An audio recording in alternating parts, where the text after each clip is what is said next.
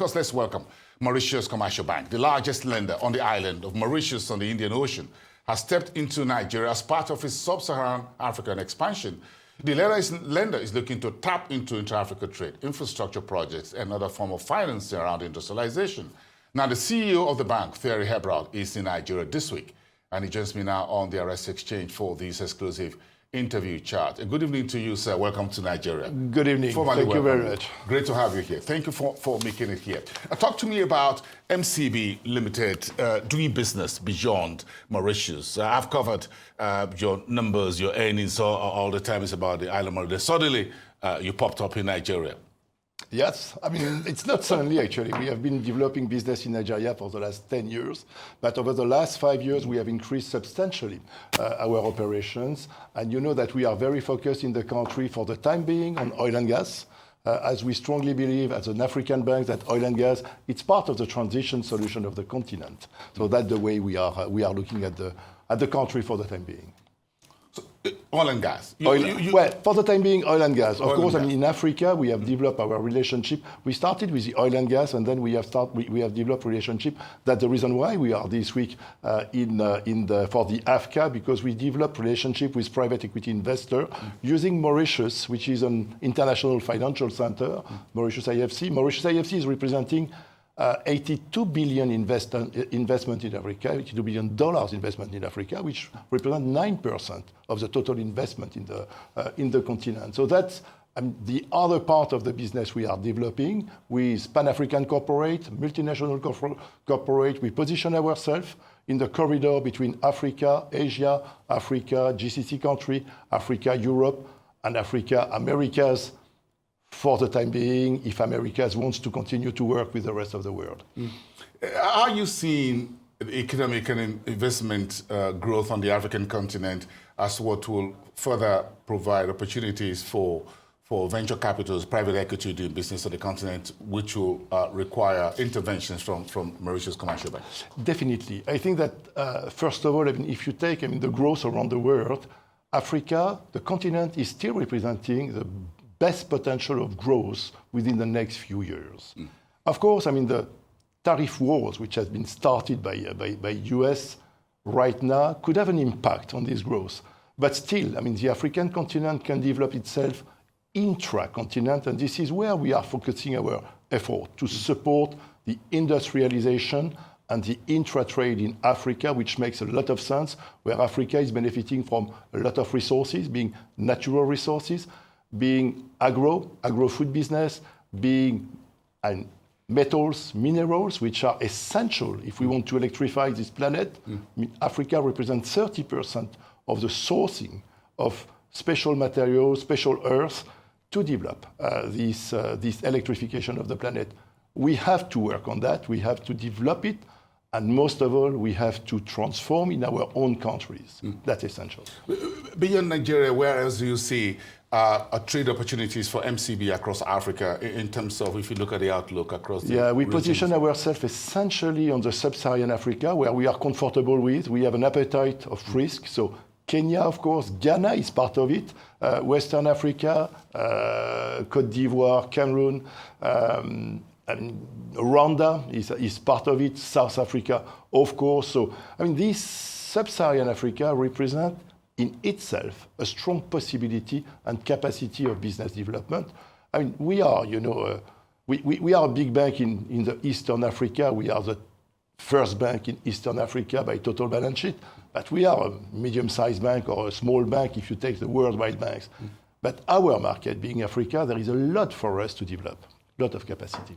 So we're seeing disruptions, globally speaking, geopolitics, tariffs, wars and all of that, and even technology causing some disruptions across Africa, technology, AI, and what have you. Do you think all of these present unique opportunities for Africa and businesses to drive investment flows into the continent? Or you think we should just get scared and run away? Well, it will have, I mean, if it goes the way it's going to have a very important impact on Africa, because 47 countries out of 54 are directly impacted by the tariff if they go the way they have been announced initially. So this is not minor. At the same time, as you say, rightfully, it's a real opportunity for Africa to work better in itself. There are already agreements. I mean, the African Continental Free Trade Agreement starts, to show its capacity. Its results are still, the intra-Africa trade represents 16%. But if the AFCTFA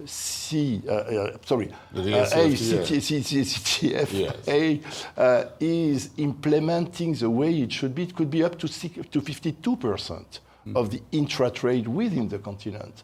So for me, it's a real opportunity. The same, I'm European.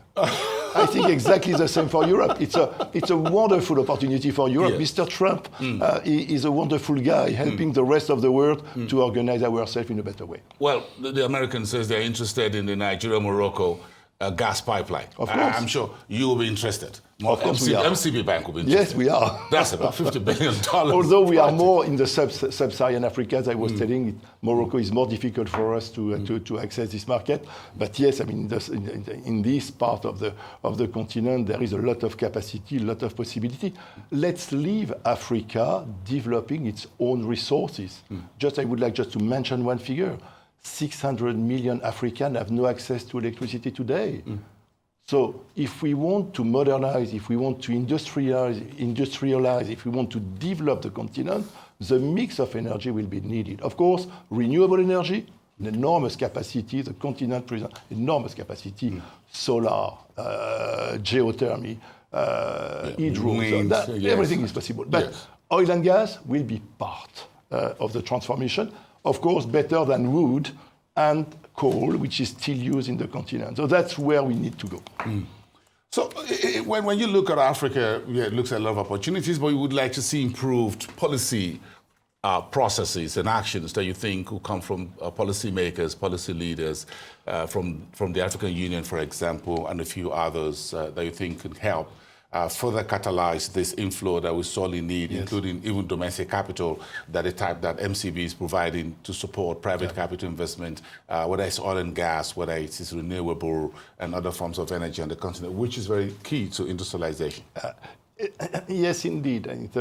I mean, part of the game is to improve, the logistic and really to invest in the capacity of moving goods within the continent, being rail, being road, whatever, ports. And this is part of the responsibilities, I would say, aviation, of the sovereign and the private sector. It can go together, and it has to go together. We should have as well more capacity to access funding for the SME sector. Today, let's put it this way, the major corporates have easy access to funding. SME sector has difficulty to access to funding. So this is part as well of the private-public sector capacity to develop the continent. In the continent as well, there are other barriers. When we speak about, the African Free Trade Agreement, there are the non-tariff barriers that we need to improve tremendously and to work together. And I strongly believe in this. I think there is a maturity today of the population in Africa. We have seen that over the last few elections in major countries with a transition of power which has gone very peacefully. That was not the case 20, 30 years ago. So the young generation is mature. It's time, really to make this move. So I strongly believe in that. What will be what do you think the theme discussions will be at the AFCAS conference starting tomorrow, the African Venture Capitals Association? This forum is really to convince on one side and create, opportunities of business between investors, international investors, African investors, and the businesses where we need to see more capacity and more investment.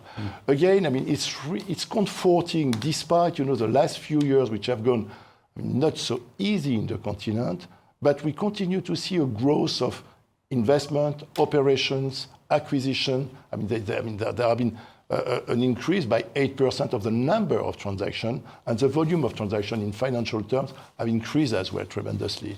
I'm just, wondering what will be the real impact on the tariff war. There will be an impact, but again, I think there is a strong capacity to use this opportunity for investors exactly to invest in industrialization, in new projects to develop the continent.